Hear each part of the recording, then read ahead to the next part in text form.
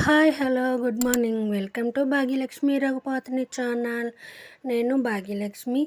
అంత బాగున్నారా? నేను బాగున్నానండి. ఈరోజు సేమదుంపలు వంకాయ పులుసు పెడుతున్నాను. చూడండి, పులుసు అయితే చాలా బాగుంటుంది, కమ్మగా ఉంది.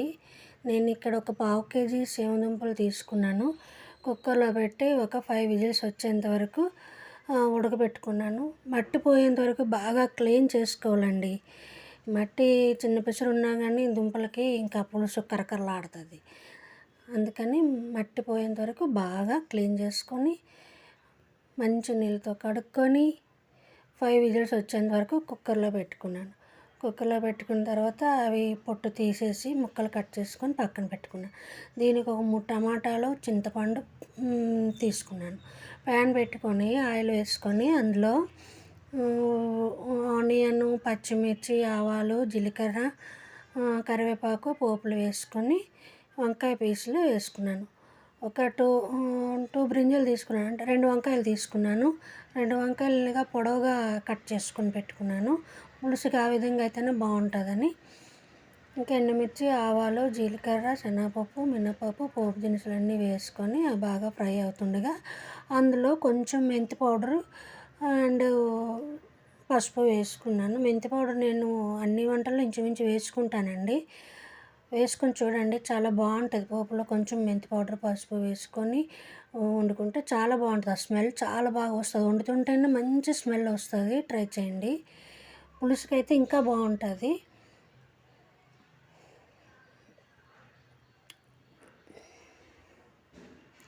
ఇంకొకటి ఏంటంటే, పులుసుకి ముక్కలు అవి బాగా ఫ్రై అయిపోవాల్సిన అవసరం లేదు.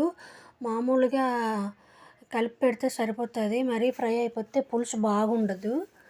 మామూలు కర్రీ కానీ ఫ్రై అయితే, మామూలు సాంబార్ పక్కన ఫ్రై గట్రా చేసుకునే వాటికైతే ఫ్రై అయితే బాగుంటుంది. కానీ పులుసుకి మాత్రం మరీ అవసరం లేదు. కొంచెం పచ్చిపోతే సరిపోతుంది. ఇంకా వంకాయ ముక్కలు వేసేసి కలిపేసి అందులోని సేమదుంపల ముక్కలు కూడా వేసేసుకోవాలి.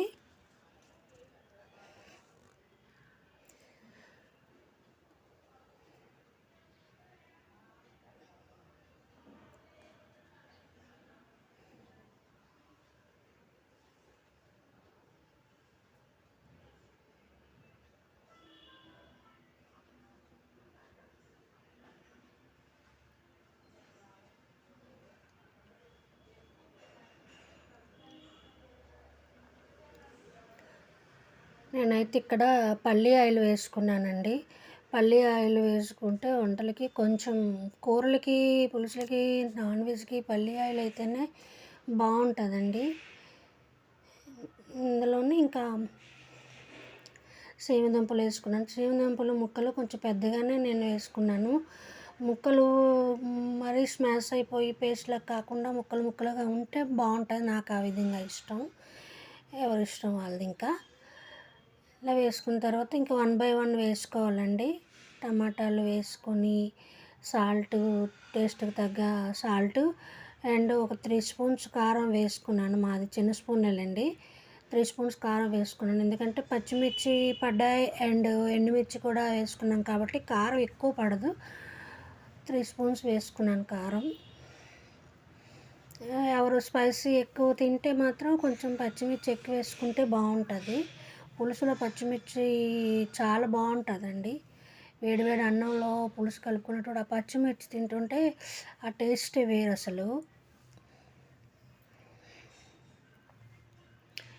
టమాటాలు వేసేసి సాల్ట్, కారం కూడా వేసేసి కాసేపు మూత పెట్టాలి. అంటే కొంచెం టమాటాలు మగ్గుతాయి కదా, మెత్తపడతాయి. కలపకుండా టమాటాలు ఎప్పుడైనా వేయగానే కలపకుండా మూత పెట్టి ఉంచేయాలి.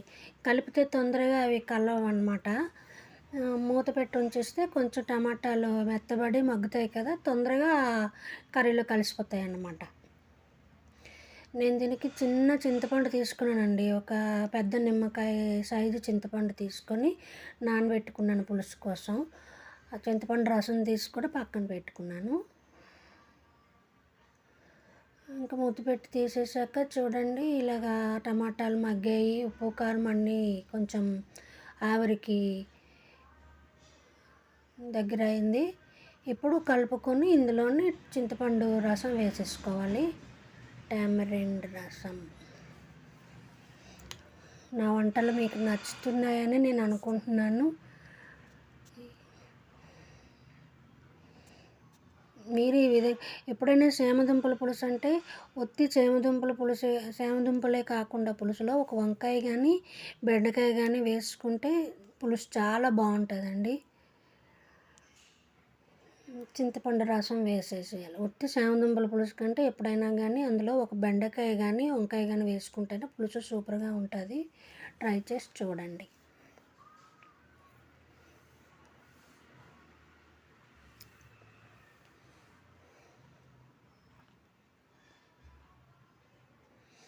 చూడండి, కలర్ఫుల్గా ఉంది కదా. ఇప్పుడే ఇలా ఉందంటే అది మొత్తానికి కుక్ అయిన తర్వాత ఎంత బాగా వచ్చిందో చూడండి. అసలు టేస్ట్ అయితే అద్భుతం అండి. క్లైమేట్ చల్లగా ఉంది, చలికాలం. ఇంకా మధ్యాహ్నం లంచ్లో వేడి వేడి రైస్ పెట్టుకొని అప్పటికప్పుడు ఈ పులుసు పెట్టుకొని పక్కన ఒక్క ఫ్రై కానీ పాపడ్స్ కానీ వేపుకొని తింటుంటే అసలు వేరే లెవెల్. టేస్ట్ అద్భుతం అన్నమాట. చూడండి దగ్గరికి ఎంత బాగా వచ్చిందో. చూస్తుంటేనే మౌత్ వాటరింగ్ టెంప్టింగ్గా ఉంది. నాకైతే అలాగే అనిపిస్తుంది. మీకు ఎలా అనిపిస్తుంది కామెంట్ చేయండి. చూడండి, చాలా బాగా అంటే చాలా బాగా వచ్చింది. చేమదుంపలు ఎక్కడ స్మాష్ అయిపోయి కలిసిపోలేదు, చక్కగా వచ్చాయి. వంకాయ ముక్క ఉంది, చేమదుంపల ముక్కలు చక్కగా ఉన్నాయి, గ్రేవీ దగ్గరికి వచ్చింది, చాలా బాగా వచ్చింది. ఈ విధంగా మీరు కూడా చేసుకోండి. ఇంకా వేరే బౌల్లోకి తీసుకొని ట్రాన్స్ఫర్ చేసుకోవడమే. ఫైనల్లీ కొత్తిమీర చల్లుకుంటే బాగుంటుంది. నా దగ్గర అవైలబుల్గా లేదు, కొత్తిమీర వేయలేదు. Thank you for watching. ఈ వీడియో మీకు నచ్చితే లైక్ చేయండి, షేర్ చేయండి, సబ్స్క్రైబ్ చేయండి. Thank you all. బాయ్.